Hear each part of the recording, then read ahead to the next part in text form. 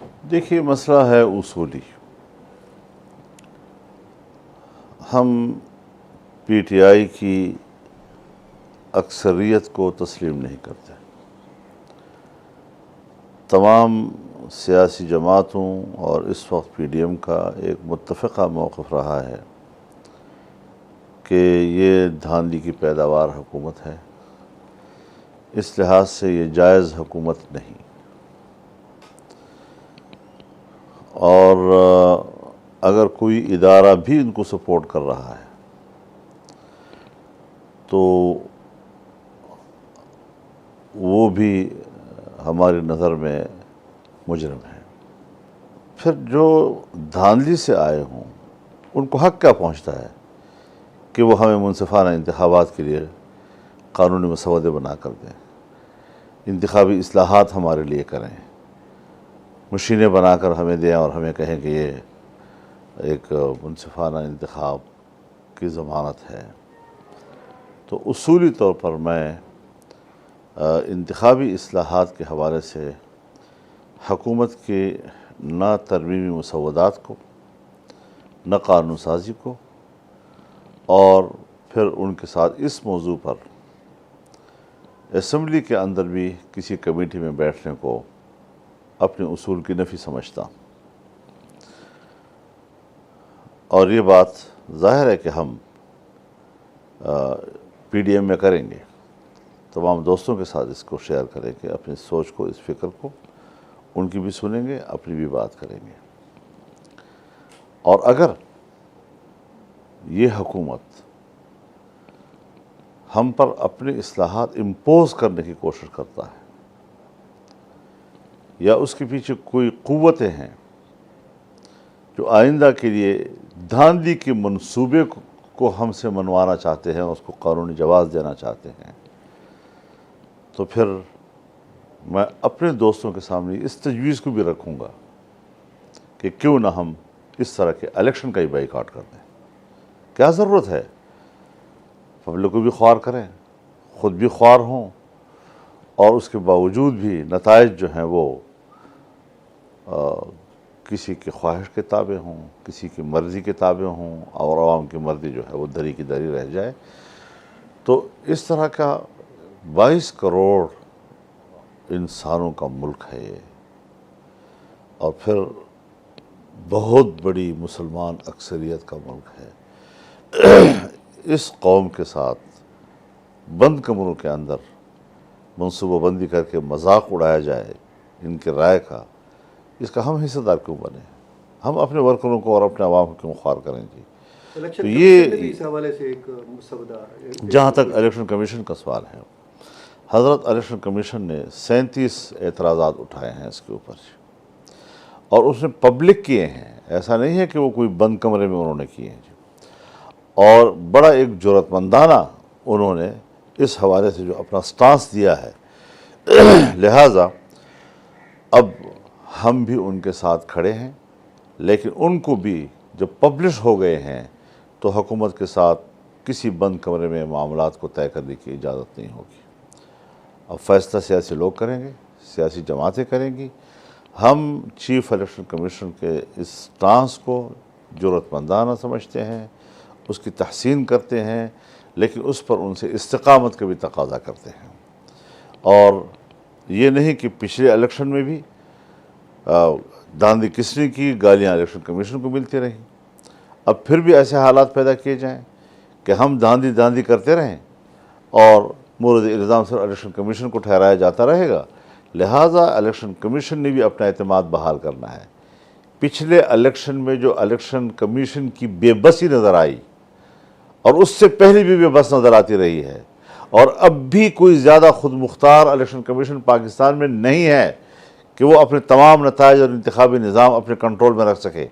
لہٰذا ہمیں ایک مستحکم، مضبوط اور خود مختار الیکشن کمیشن چاہیے، جس پر پاکستان کا نہ کوئی فرد، نہ کوئی منصبدار، نہ کوئی ادارہ اثر انداز ہو سکے.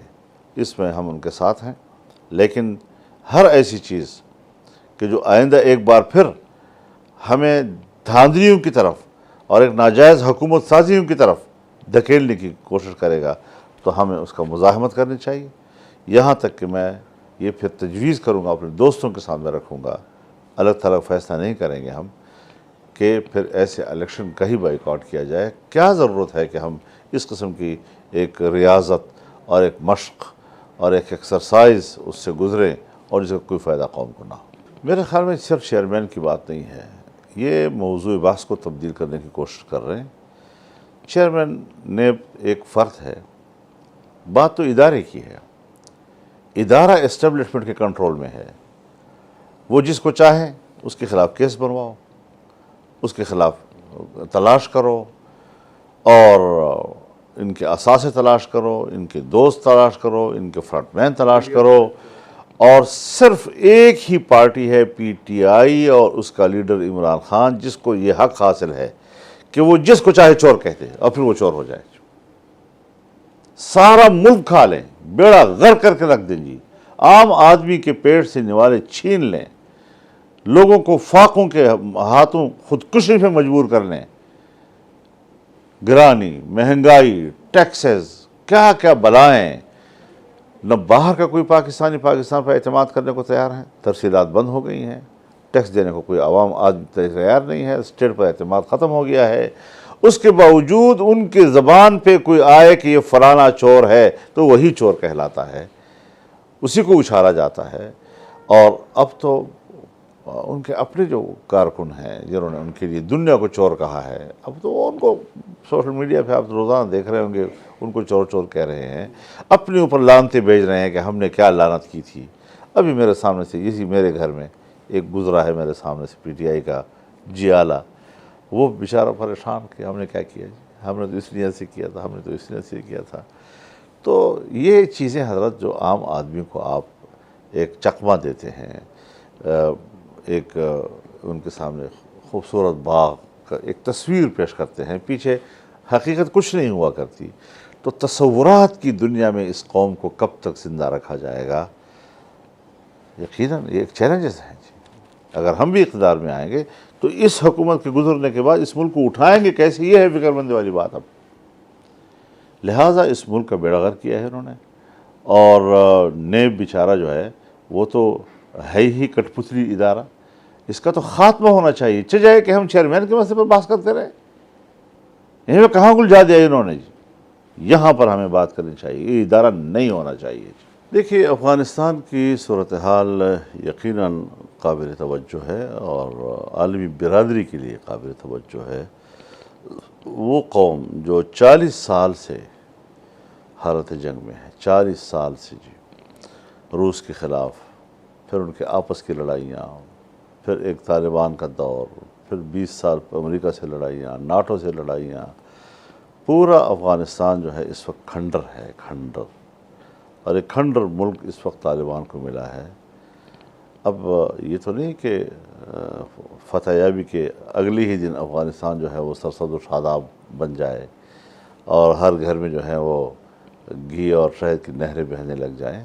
اب اس ملک کو بنانا ہے، عالمی برادری نے اس ملک کو تباہ کیا ہے، ناٹو نے اس ملک کو تباہ کیا ہے، امریکہ نے اس ملک کو تباہ کیا ہے، اس ملک کو آباد کرنے کی ذمہ داری اب انہی کے اوپر ہے کہ وہ اتنا افغانستان پر اب خرچ کریں کہ افغانستان بن جائے۔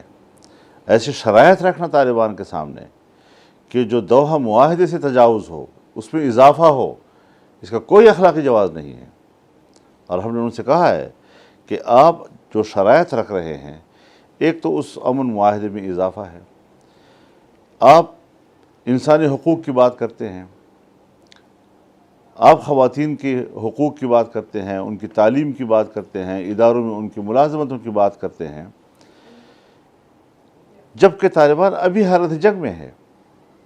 اور پھر جو سخت گیر قسم کے لوگ جو مورچوں میں رہے اور 20 سال تک مورچوں میں لڑ کر اترے ہیں، ظاہر ہے کہ اس ماحول پر ابھی ان کے اثرات غالب ہیں۔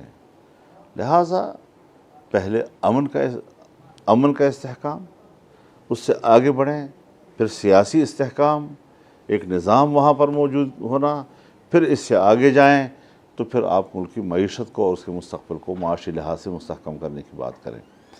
انہوں نے خود کہا ہے کہ ہماری حکومت عبوری ہے،